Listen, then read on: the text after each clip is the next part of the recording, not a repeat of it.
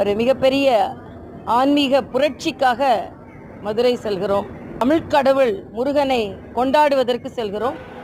தமிழையும் முருகனையும் தமிழையும் ஆன்மீகத்தையும் பிரிப்பதற்கான ஒரு ஏற்பாடு நெடுங்காலமாக தமிழகத்தில் நடைபெற்று வருகிறது.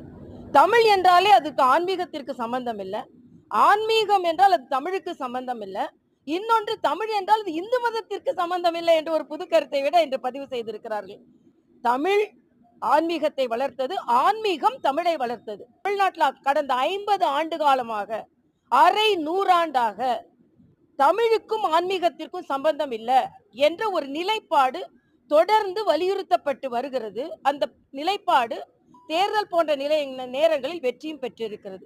அப்படி இல்லாமல் ஆன்மீகம்தான் தமிழ், தமிழ்தான் ஆன்மீகம், தமிழ் கடவுள் முருகன், முருகனை கொண்டாடுபவர்கள் தான் இனிமேல் வெற்றி பெற முடியும் என்ற ஒரு சூழ்நிலை தமிழகத்தில் ஏற்பட வேண்டும். இந்துக்களுக்கு வாழ்த்து சொல்லாதவர்கள் இனிமேல் தமிழ் மக்களின் வாழ்த்துக்களை பெற முடியாது. முருகன் மாநாடு அல்ல, அரசியல் மாநாடு, எதை வைத்து அவர்கள் சொல்கிறார்கள்? தமிழுக்காகத்தான் நாங்கள் வாழ்கிறோம் என்று சொல்லும் நீங்கள் என்றாவது தமிழ் கடவுள் முருகனின் கோயிலுக்கு சென்றிருக்கிறீர்களா? நாளைய தீர்ப்பில் ஆரம்பித்து அழகிய தமிழ் மகனாக வலம் வந்து திருப்பாச்சியில் தங்கை பாசத்தையும் சிவகாசியில் தாயின் அன்பையும் பிரதிபலித்து துப்பாக்கி ஏந்தி தீவிரவாதிகளை அழித்து, இது ரொம்ப முக்கியம், மரியாதைக்குரிய பாரத பிரதமர் எப்படி தீவிரவாதிகளை அழிக்கிறாரோ அதே மாதிரி துப்பாக்கிகளை ஏந்தி தீவிரவாதிகளை அழித்து தேசபக்தியை வெளிப்படுத்தி வாரிசு அரசியலை எதிர்த்ததால் தனக்கு வந்த இன்னல்களில் இருந்து சுறாவாக நீந்தி கில்லியாக வெற்றி கண்ட தமிழன் ஜனநாயகன் தம்பி விஜய் அவர்களுக்கு எனது மனமார்ந்த பிறந்த நாள் வாழ்த்துக்களை தெரிவித்துக் கொள்கிறேன். மிக மகிழ்ச்சியோடு மதுரைக்கு செல்கிறோம். ஒரு மிகப்பெரிய ஆன்மீக புரட்சிக்காக மதுரை செல்கிறோம். தமிழ் கடவுள் முருகனை கொண்டாடுவதற்கு செல்கிறோம்.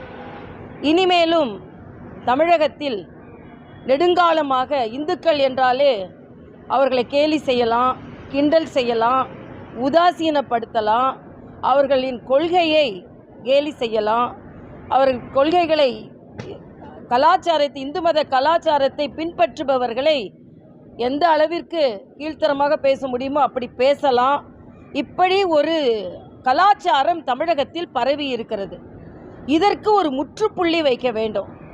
நாங்கள் தமிழையும் இந்து மதத்தையும், தமிழையும் முருகனையும் தமிழையும் ஆன்மீகத்தையும் பிரிப்பதற்கான ஒரு ஏற்பாடு நெடுங்காலமாக தமிழகத்தில் நடைபெற்று வருகிறது.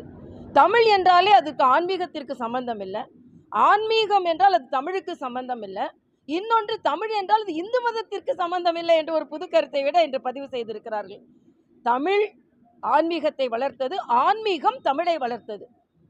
பாம்பன் சாமி மட்டும் 6666 தமிழ் பாடல் முருகன் மேல பாடியிருக்கிறார். அப்புறம் அருணகிரிநாதர், திருப்புகழ், திருமந்திரம், எவ்வளவோ பாடல்கள். ஆனால் தமிழ்நாட்டில் கடந்த 50 ஆண்டு காலமாக, அரை நூறாண்டாக தமிழுக்கும் ஆன்மீகத்திற்கும் சம்பந்தம் இல்லை என்ற ஒரு நிலைப்பாடு தொடர்ந்து வலியுறுத்தப்பட்டு வருகிறது. அந்த நிலைப்பாடு தேர்தல் போன்ற நேரங்களில் வெற்றியும் பெற்றிருக்கிறது.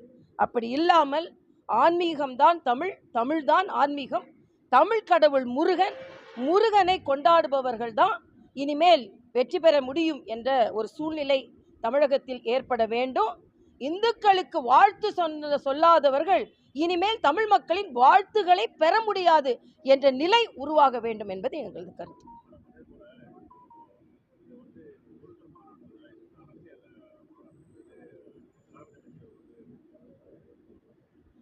இல்லை, முருகன் மாநாடு அல்ல, அரசியல் மாநாடு, எதை வைத்து அவர்கள் சொல்கிறார்கள்? அப்படி என்றால் இதற்கு நம்பிக்கையே இல்லாத அரசாங்கம் முருகன் மாநாடு நடத்தியதே. அப்பொழுது நீங்கள் முருகனை கும்பிட மாட்டீர்கள், முருகன் கோயிலுக்கு வர மாட்டீர்கள். நான் கேட்குறேன், தமிழ் கடவுள் முருகன் என்று இப்பொழுது சொல்ல ஆரம்பித்து, நாங்கள் எப்போ சொல்கிறோம், இன்னைக்கு தமிழ் கடவுள் முருகன் என்று சொல்கிறீர்கள் அல்லவா? ஆக தமிழுக்காகத்தான் நாங்கள் வாழ்கிறோம் என்று சொல்லும் நீங்கள் என்றாவது தமிழ் கடவுள் முருகனின் கோயிலுக்கு சென்றிருக்கிறீர்களா? இத்தனை அறுபடை வீடுகள் இருக்கிறது, ஏதாவது ஒரு படை வீடுக்கு சென்றிருக்கிறீர்களா? ஆனால் அதே நேரத்தில் இந்து மத விழாக்களில் எதிலாவது பங்கெடுத்திருக்கிறீர்களா? ஏன் இந்த பாராபட்சம்? அப்பொழுது இரண்டாம் தர மக்களாக உங்கள் மனதில் நீங்கள் அவர்களை நினைத்துக் கொண்டிருக்கிறீர்கள். இல்லை, இனிமேல் அப்படிப்பட்ட பாராபட்சம் பார்க்க முடியாது.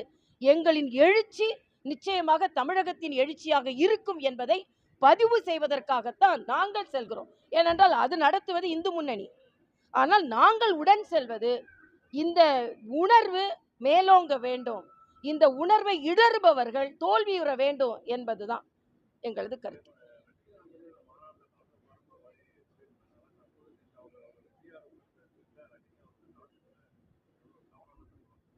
இல்ல, யூகங்கள் அப்படியெல்லாம் வரல. நாமளே ஒரு யூகத்தை ஏற்படுத்தி விட்டு அதுக்கப்புறம் அவருக்கு வரல அப்படின்னு சொல்றது, அவர் பக்தரா இல்லையா, ஆன்மீகவாதியா இல்லையா? அதுதானே. சகோதரர் ரஜினி ஒரு ஆன்மீகவாதி. அதுல கலந்துக்கிட்டாலும் கலந்துக்கலனாலும் அவர் ஆன்மீகவாதி தான். ஆன்மீகவாதிகள் எல்லாம் கட்டாயம் இதில் கலந்து கொள்ள வேண்டும் என்பது இல்லை. ஆக கலந்து கொள்ளாதவர்கள்லாம் ஆன்மீகவாதிகள் இல்லை என்பதும் இல்லை. இன்னைக்கு திராவிட முன்னேற்ற கழகத்தை சார்ந்தவர்கள் இந்த மாநாட்டிற்கு ரகசியமா வருவாங்க. ஆனா அதே நேரத்துல அவர்கள் ஆன்மீகத்தை நான் கேட்கிறேன், அண்ணன் துரைமுருகன் முருக பக்தரா இல்லையா? முருக பக்தர் தானே. அப்ப வெளிப்படையா முருக பக்தர் மாநாடு தானே நடக்குது. ஆக ஒளிஞ்சி ஒளிஞ்சி ஒளிஞ்சி உங்க பக்தியை காண்பிக்காதீர்கள். எழுச்சிகளும் பக்தியை நாங்கள் காமித்து கொண்டிருக்கிறோம். என்னப்பா, அவருக்கு எனது மனமார்ந்த வாழ்த்துக்களை தெரிவித்துக் கொள்கிறேன். நான் ஒரு நல்ல பதிவு போட்டிருக்கிறேன்.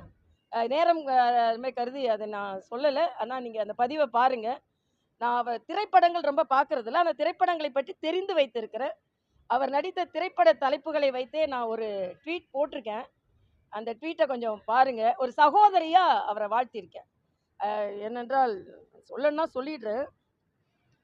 நாளைய தீர்ப்பில் ஆரம்பித்து அழகிய தமிழ் மகனாக வலம் வந்து திருப்பாச்சியில் தங்கை பாசத்தையும் சிவகாசியில் தாயின் அன்பையும் பிரதிபலித்து துப்பாக்கி ஏந்தி தீவிரவாதிகளை அழித்து, இது ரொம்ப முக்கியம். மரியாதைக்குரிய பாரத பிரதமர் எப்படி தீவிரவாதிகளை அழிக்கிறாரோ அதே மாதிரி துப்பாக்கிகளை ஏந்தி தீவிரவாதிகளை அழித்து தேசபக்தியை வெளிப்படுத்தி வாரிசு அரசியலை எதிர்த்ததால் தனக்கு வந்த இன்னல்களிலிருந்து சுறாவாக நீந்தி கில்லியாக வெற்றி கண்ட தமிழன் ஜனநாயகன் தம்பி விஜய் அவர்களுக்கு எனது மனமார்ந்த பிறந்த நாள் வாழ்த்துக்களை தெரிவித்துக் கொள்கிறேன்.